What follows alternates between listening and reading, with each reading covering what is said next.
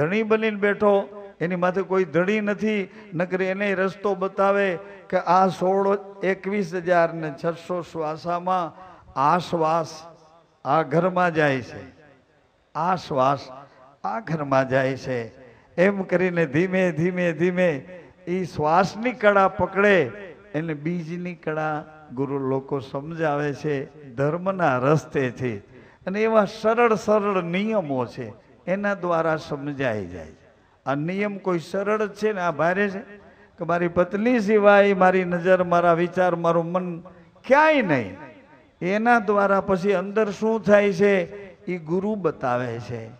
એટલે ગુરુના જે શ્વાસા ગણેલા છે એમાં 6 પદમાં ગુરુ રમાડે છે આપણને. 6 શ્વાસમાં ગુરુ રમાડે છે. પહેલો નામ. અરે બોલો ને એટલા બધા. હવે અનાન હવે ન બોલતા. નામ. નામ તે મારો શ્વાસ છે. હવે આ તમે સાંભળ્યું ને? સાંભળ્યું કે ન સાંભળ્યું?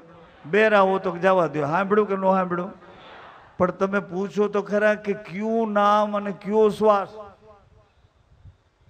નામ તે મારો શ્વાસ છે. એ શ્વાસ આવ્યો ક્યાંથી? તો કે અખંડ.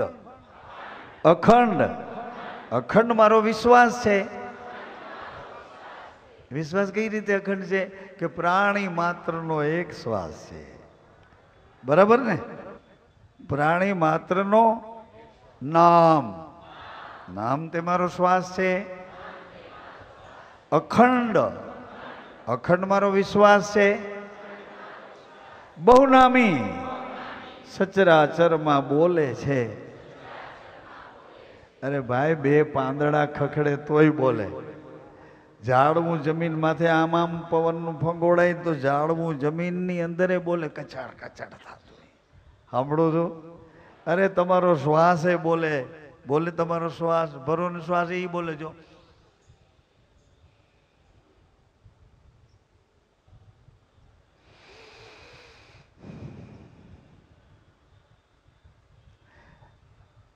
બહુનામી. સચરાચરમાં બોલે છે. આ 3 નિર્ગુણ પદ છે. સાંભળો. અને હવે પછી વચન. વચન. તે હું છું, તે હું છું, તે હું છું. તો વચન રહેશે ક્યાં? તો કે સ્ત્રીના શરીરમાં રજિયા રૂપે, પુરુષના શરીરમાં બીજિયા રૂપે. તો સ્ત્રીને ધર્મ આપ્યો અને પુરુષને ધર્મ કેમ ન આપ્યો? હાલો. માં ધર્મ કુંતી કેવી રીતે પ્રગટ કરે છે?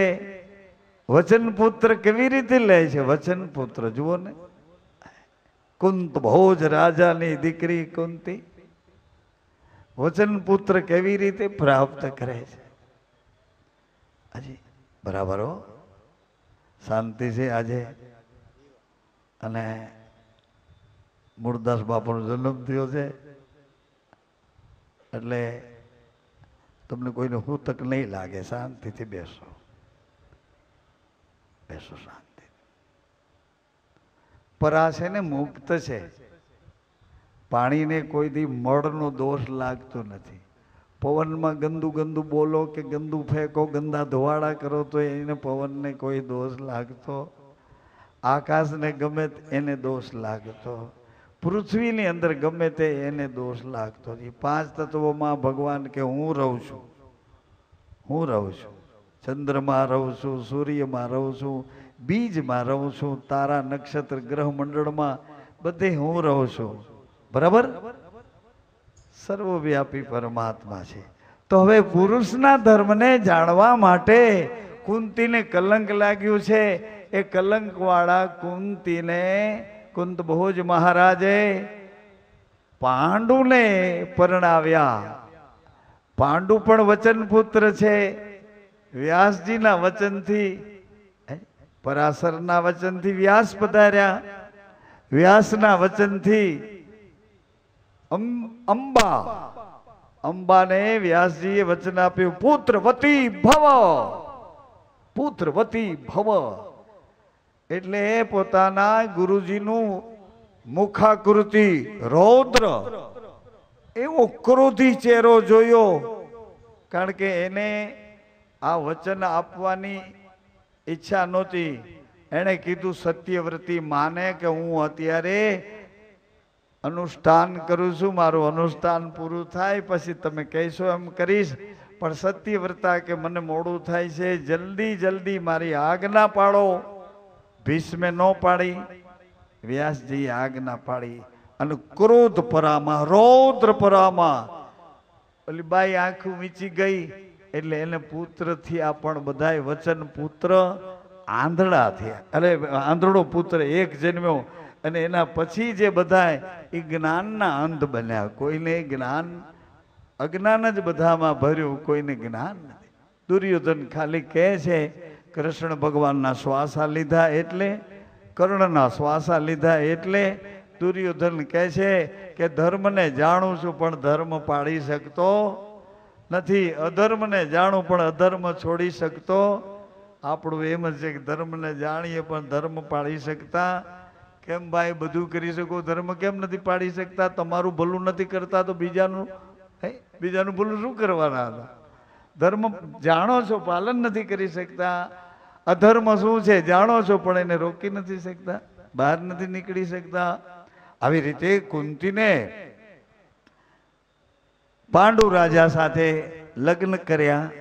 પાંડુ રાજાએ એક અપરાધ કર્યો હતો. એક ઋષિ અને ઋષિના પત્ની હરણ અને હરણી બની અને એવા કિલોલ કરતા હતા, એકબીજાના શરીરને એકબીજા વાલ કરતા હતા. હરણ અને હરણી, ઋષિ પત્ની, એને શરીર બદલી નાખ્યા. સાંભળો છો? મારે જો લઈ ચડ્યા જોતા એમાં પિલોર પાસે બેઠા એટલા તો બધા અધમવા થઈ ગયા, મોસમ પકડી ગયા. બે વાતમાં કે કોકને લાગે સાંભળે છે. પાંડુને શ્રાપ દીધો. ઓલા ઋષિ ને ઋષિ પત્ની હરણ અને હરણી બન્યા. પાંડુએ જે માર્યું ને તીર વિંધી નાખ્યા. એને એમ કે હરણ અને હરણી છે એમ સમજીને તીર માર્યું. ઋષિ ને ઋષિના પત્ની એવી ક્રીડા કરતા હતા. એટલે બેયે શ્રાપ દીધો કે સ્ત્રીના સંગની સાથે તારું મૃત્યુ થાવ. આવો કઠોર શ્રાપ દીધો. ઋષિ પત્નીએ કે સ્ત્રી સંગ સાથે તારું મૃત્યુ થાવ. પાંડુ ફફડી ગયા. હવે શું કરું? કુંતી સાથે એના લગ્ન કર્યા તો સ્ત્રી સંગ સાથે મૃત્યુ થાય. પાંડુ તપસ્યાથી રહે છે, તપબળથી રહે છે. એટલે કુંતીએ કીધું, કુંતીને ખબર નહોતી આને આવો શ્રાપ છે, અને પાંડુને ખબર નહોતી કે મારી પત્ની વચન પુત્ર, દેવતાઓને પ્રસન્ન કરીને એની પાસેથી વચન પુત્ર લે એવી મારી પત્ની છે. પાંડુને ખબર નહોતી, કુંતીને ખબર નહોતી કે મારા પતિને આવો શ્રાપ છે. એટલે કુંતી પોતાની બેન ગોતી આવ્યા, માદ્રી, એના લગ્ન કર્યા એની સાથે. પણ તોય કુંતીને ખબર નહીં કે કુંતીના અરે માદ્રીના લગ્ન કરું છું એટલે પાંડુને પુત્ર સુખ મળે. હું તો પુત્ર સુખ આપી ન શકું, કારણ કે વચને બંધાયેલી છું, પવિત્ર છું, ગુરુનું વચન છે. કુંતી માદ્રીને લઈ આવ્યા અને પાંડુ રાજા કુંતીની પાસે નથી જાતા એટલે કુંતીએ આ પ્રયોગ કર્યો. પણ માદ્રીને ખબર નહીં કે મારા પતિને આવો શ્રાપ છે. કુંતીને ખબર નહીં કે આવો શ્રાપ છે. ગુરુએ વાત કરી, કુંતી બેટી પાંડુને આવો શ્રાપ છે, દીકરી તું પવિત્ર છો. વચન પરાથી પછી કુંતીએ ઇન્દ્ર રાજાને પ્રસન્ન કર્યા અને ઇન્દ્રે એક પુત્ર આપ્યો, એનું નામ અર્જુન રાખ્યું. પછી તો વાયુ પુત્ર છે. આવી રીતે માદ્રીને મંત્ર આપ્યો કુંતીએ. આ મંત્ર બળ તમને કહું છું, આગળ હું બોલી ગયો ને કે પુરુષને ધર્મ નથી પકડાતો, સ્ત્રીને ધર્મ મહિનો થાય તો આવે, પુરુષને આવે છે પણ એની માથે કોઈ ધણી નથી ને, ધણી હોય તો એને ધર્મ લાગુ પડે. સાંભળો, હા તમે નથી કહેતા ખબરદાર મને પૂછ્યા વિના, તો ગુરુ એમ કે ને ખબરદાર મને પૂછ્યા વિના, જો ક્યાંય મન બગાડ્યું છે તો મને પૂછ્યા વિના. ધણી તો કહી શકે ને ભાઈ, શેઠ હોય નોકરીને નો કે એમાંથી નો અડતો એ એમ નો કે. હા, શિક્ષક હોય વિદ્યાર્થીને કહે ને કે એવી રીતે નો લગતો એમ. એવી રીતે ગુરુ નથી ને માથે. ગુરુ ઘણા બધા અમારા ગુરુ છે, અમારા ગુરુ છે, અમારા ગુરુ છે, હું ધૂળ ગુરુ છે. એ ખોટા તૂટી જાવની આયુષ્ય વહી જશે. ગુરુ તો ગુરુને કાયામાં ગોતજો. દાસી જીવણ બાપા કહે ગુરુને કાયામાં ગોતજો. શું કરું એના વખાણ એવું એવું બોલે છે. સુખરામ બાપા કહે છે પોતામાં પ્રભુ પ્રગટ આજે. તો પછી પાંડવો ભેરો ઓલો નતો એકલવ્ય, એને ગારાના ગુરુ કરીને બેહાડ્યા અને ગારાના ગુરુ પાસેથી વિદ્યા શીખી ગયો. એટલે તમારે ધ્યાન તો દેવું જોશે કે ગુરુ ખરેખર છે શું, ધ્યાન દેવું જોઈએ. મારી હાજરીમાં હું તમને બરબાદ થવા દઉં, તમને લૂંટાવા દઉં, તમે સંસારમાં ફેંકાઈ જાઓ અને તમારી વાતો દુનિયા કરે, ધર્મને વગોવે, મારા ગુરુને વગોવે, એના નેજાને વગોવે, તો મારો અવતાર ફેલ જાયલા. મારી હાજરીમાં હું તમને ન સમજાવી શકું તો આમાં ભલે બધા ન સમજતા હોય, બધા એમાં ઘણા તો એમ કહેતા કે આપણું આ પૂરું થાય તે જાય આ બાપુ લઈને બેઠો. એ લોકોને જાણું છું, કારણ કે ઘણા વર્ષથી આ ધંધો કરું છું ને. છોકરું જરાક હલે તો મને ખબર પડી જાય કે આવું કરવાનું છે, એટલે એ હું જ કરે. છોકરું નિશાળમાં હું બેઠો બેઠો હું મારા ગુરુજીને ટપાલ લખતો, વધારે ટપાલું મેં લખી. પોણા 200 ટપાલું જ મારા ગુરુજીએ એના ચોપડામાં હાંચવી રાખી. 40 જેટલા તો મારા ફોટા નોખા નોખા રાખ્યા. એક દી મેં કીધું આનું શું કરવાનું છે? મને કે મુરદાજી એક ફોટો બતાવું. તો મેં તો જોયો, ભગવાન જાણે એ ફોટો કેવો, મને મગજમાં નહોતો, એ ક્યાંથી ગોતી આવ્યા. મેં કહું આનું શું કરવાનું? કે મને તમારી આવડા જીવનની ઓલી લખવી છે, ફોટા રાખી. આવા હતા અમારા. એમ છે ભાઈ, તમે તો છેતરાઈ ગયા. તમને કઈ ગુરુનું સરનામું ન બને ને ગુરુનું ઠેકાણું અમને ઠેકાણા વિનાનો, એડ્રેસ વિનાનો. એટલે એ ગુરુ છે એની પાસે કળા છે, અને ગુરુને તમે ખરેખર જેમ તેમ ન સમજો. ગુરુને જેમ તેમ જો જોતું હોય તો એ ગુરુની પરામાંથી એક દીવામાંથી તમે 100 દીવા કરો રાજુભાઈ, એટલે ઓલો દીવો ઓલાઈ જાય. એક દીવામાંથી તમે 100 દીવા કરો, વાટું લઈને જાઓ, વળી એક દીવો પછી બીજો દીવો કરો, ત્રીજો દીવો કરો, એટલે ઓલો દીવો ઝાંખો પડી જાય. કોક તો બોલો બાયું. અને પ્રેમ ગુરુ જ્યારે વિકાર વિનાનો અને કોઈ પણ યાચના વિનાનો, નિષ્કામ નિર્વિકાર આવો જો કોઈ સત્પુરુષ મળે અને એ મને તમને આપણને પોતાના કરે એટલે પછી હરપને જેમ કાચરી ઉતરે એમ નવું જીવન આપણને આપી દે. નવું પછી તમે ગમે એટલા તમારા લખણ જરકાવો ને તો એ નવું જીવન આપે. એમાં પછી કાંઈ થતું નથી. નવું જીવન ગુરુ આપી દે. પછી તમે ગમે એટલી ભૂલો કરો, એ કોઈ ભૂલ ગુરુ તમારી તમને બતાવે નહીં, તમારું જીવન બદલાવી નાખે. અને બદલાયેલું જીવન છે એની ગતિ આપોઆપ બદલી લે છે. બાળકને ગંધારું ભર્યું હોય ટોયલેટ બાથરૂમ વાળું માં ઉપાડી લે. મને જરાય એક સેકન્ડમાં વિચાર ન આવે કે આને ઉપાડીને શું કરીશ, આ તો મારા લુગડા બગાડશે. માં એવું કાંઈ યાદ જ ન કરે, તરત જ ઉપાડી લે. પોતાના કપડાં ભલે બગડે તો માં એમ કે હું કેવી ભૂલકડી છું, અરે તારે બાથરૂમ જવું હતું, ટોયલેટ જવું હતું, અરે મને ખબર વિનાની, એમ કરતાં કરતાં આપણને સાફ કરી અને સૂકવી નાખે, સારા કપડાં પહેરાવીને મૂકી દે. અને પછી આપણને ગંધરવાળો નથી ગમતો. સાંભળો છો, બાથરૂમમાંથી નીકળી એટલે આપણને એમ લાગે કે મારા જેવો તો દુનિયામાં કોઈ પવિત્ર નથી. અરે તારી વાહે ગટર નીકળી, એને તો પૂછીજો તારો ગંધરવાળો એ લઈ ગઈ બિચારી. સાંભળો, હું ત્યાં લઈ જવા માંગુ છું તમને, ત્યાં કે ગુરુ ધણી બને છે. યુધિષ્ઠિરને શંકા ગઈ કે ગુરુજી આ ધર્મ રહે છે ક્યાં? સાંભળો ને, ધર્મ ક્યાં રહે છે? તમને બહુ આ ઉપયોગમાં આવશે. ધર્મ ક્યાં રહે છે? યુધિષ્ઠિર પોતાના ગુરુને પૂછે છે. એટલે ગુરુએ કીધું કે યુધિષ્ઠિર ધર્મ તમારા ઘરમાં રહે છે. તો કે મારા ઘરમાં?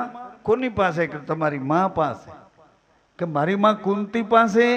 તો કે હા, પણ કૌરવ તો એવું ખરાબ બોલે છે કે 5 પતિ વાળી બાઈ વૈશ્યા કહેવાય. દુર્યોધન આવું બોલતો તો હલકું. તો ધર્મ મારે ઘરે મારી માં પાસે કેવી રીતે રહે છે? એ કે જાઓ ને, માને પૂછો ને, ગુરુજી કહે છે. એટલે યુધિષ્ઠિર આવ્યા, માને પ્રણામ કર્યા. એટલે માં ઓળખી ગઈ કે આજ મારા દીકરાનો ચહેરો બદલેલો છે. સાંભળો, બાઈ ઓળખી જાય કે અમારો ઘરવાળો આજ કઈ કોકના ઓલામાં ફસાઈને આવ્યો છે, ક્યાં હારી ગયો હોય છે, ક્યાં કોકને ઉસી ના દઈને આવ્યો હોય છે, આજે કઈ ગડબડ કરી, આજ મોઢું વિખાઈ ગયેલું છે. બાઈઓને ખબર પડી જાય. ખોટું બોલે? હે, ખોટું બોલું છો? હે, ખોટું બોલે ને માના બાઈઓને ખબર પડી જાય. ભાઈ પુરુષાર્થ ખબર પડી જાય બાઈઓને કે આજ કઈક લખણ, એવું બધું જાણી જાય. એટલે કુંતા માતા જાણી ગયા કે મારા દીકરાનું માથું આજ કોકે બગાડ્યું છે. એને એમ થયું કે તારા ઘરમાં ધર્મ છે. યુધિષ્ઠિરને એમ થયું કે દુર્યોધન ભરી સભામાં બોલ્યો તો કે 5 પતિ વાળી બાઈ વૈશ્યા કહેવાય. એટલે કુંતી માતાને એમ થયું કે મારા દીકરાનું માથું આજ બગડેલું છે. એટલે કુંતી માતાએ સામેથી પૂછ્યું, કોને? યુધિષ્ઠિરને, કે યુધિષ્ઠિર ભાઈ, તમને ગુરુએ તો નથી મોકલ્યા ને? યુધિષ્ઠિર કે ગુરુએ જ મોકલો છે મને. એટલે કુંતી માતા કે તમે ધર્મ શું છે એ પૂછવા તો નથી આવ્યા ને? યુધિષ્ઠિર કે ભાઈ એ પૂછવા આવ્યો છું બા, પણ તમને કેમ ખબર પડી ગઈ?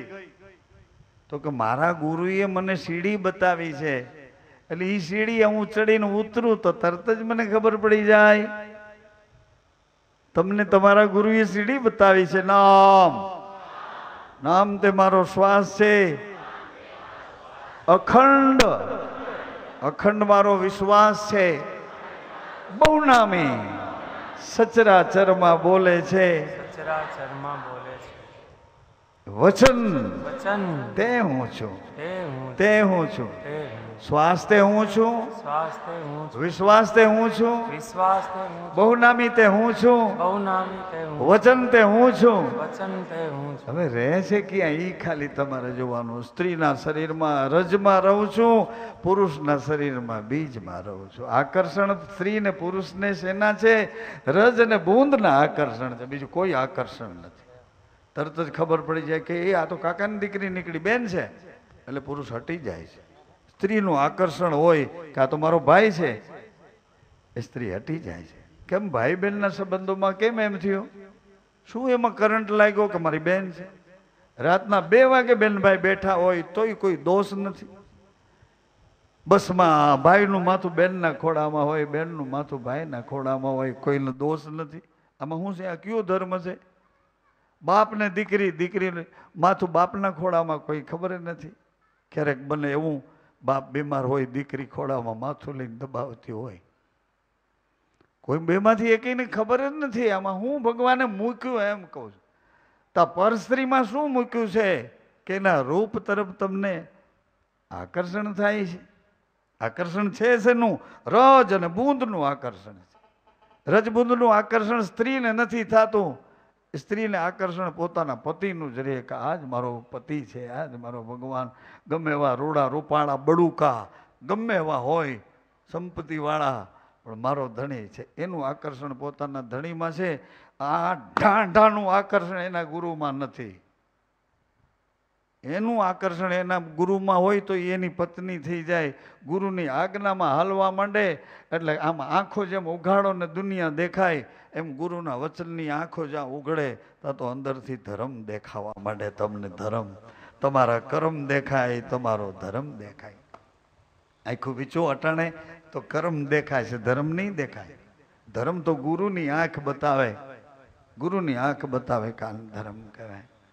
એટલે કુંતી માતાએ અર્જુન પછી અર્જુન ને કુંતી માતા જાણે છે કે આ ઇન્દ્રપુત્ર છે અને આટલા બળવાળો છે. અર્જુનને ભગવાન કૃષ્ણના બેન સુભદ્રાજી હાજી એના પુત્ર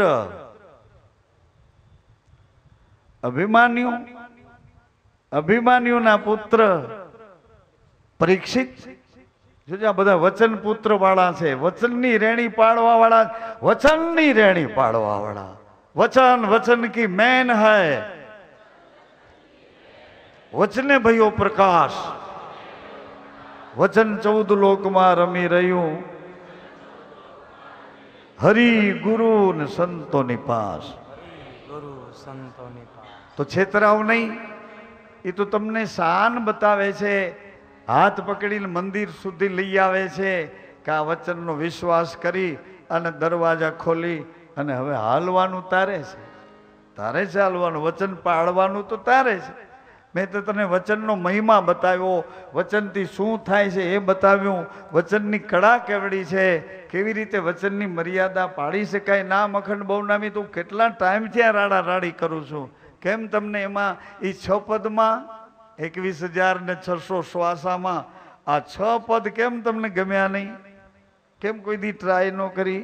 જુઓ તો ખરા, 6 પદને સેવો તો તમને ખોટું બોલવા ન દે. 6 પદમાં કરંટ એવો છે, તમને ખોટું ન બોલવા દે. નામ અખંડ બહુનામી વચન સત તું. આ તો એ પડદે ઢાંકીને તમને કહું છું. નામ એટલે, હા નામ એટલે શું કયો ને? હાજી અખંડ એટલે કોણ? બહુનામી કોણ છે? આ તો હું તો ઢાંકીને તમને એની ઓળખાણ આપું, ઉપર લેબલ મારીને કહું કે આને નામ કહેવાય. પણ 6 પદને સેવો, પંખી જેમ ઈંડાને સેવે એમ સેવો. જો તમારી જીભમાં ખોટું આવવા દે તો કહેજો, આંખને ખોટું જોવા દે તો કહેજો, પગને ખોટે રસ્તે હાલવા દે તો કહેજો. કારણ કે વચન એ નામ આવ્યું છે ક્યાંથી? નામ તે મારો શ્વાસ છે.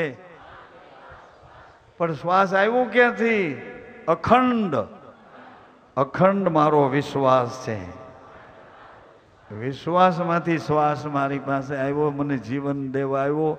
એ શ્વાસમાં પ્રાણ છે, એ શ્વાસમાં વિચાર છે, અને એ શ્વાસમાં રણુકાર એટલે બોલવાનું શ્વાસમાં, વિચારવાનું શ્વાસમાં, અને પ્રાણ જીવવાનું એ શ્વાસમાં. 3 વસ્તુ એક શ્વાસમાં રહે છે. સાંભળો, આ શરીરમાં 5 વસ્તુ રહે છે. આકાશ, તપાસ કરો, માથું પોલું છે એની અંદર આખું આકાશ. આકાશ, પ્રકાશ, પવન, પાણી, પૃથ્વી. તમે બેઠા છો એને શું કહેવાય? પૃથ્વી. કેવડી છે? માપ અમાપ. પૃથ્વીમાં પાણી કેટલું છે? માપ અમાપ. પૃથ્વી ને પાણી બે ભેળા રહેશે તો ઉપર પવન રહે છે, પવન અને પ્રાણ બે ભેળા રહે છે, માપ અમાપ. એની ઉપર આકાશ રહે છે, આકાશની અંદર પ્રકાશ રહે છે, આકાશ ને પ્રકાશ બે ભેળા થઈને રહે છે, પવન અને પ્રાણ ભેળા થઈને રહે છે,